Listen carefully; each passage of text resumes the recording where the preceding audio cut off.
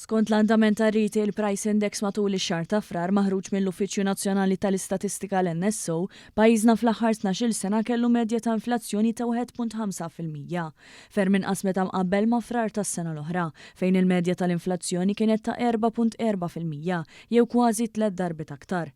Fattur ewlieni wara dan it-tnaqqis fir-rata medja ta' inflazzjoni kien l-andament tal-prezzijiet tal-ikel. Dan ġie rrapportat mill-Gazzetta t-Torċa fil-ħarġa tal-Ħadd.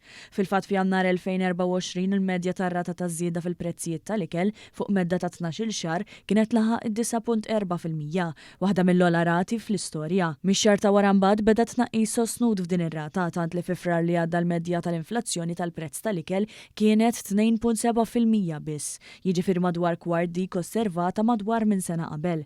Fi frar tas-sena l-oħra l-Gvern kien beda jimplementa l-iskema Stabbiltà, meta l-Partit Nazzjonalista kien mexxa kampanja qawwija biex jimmina l-iskema.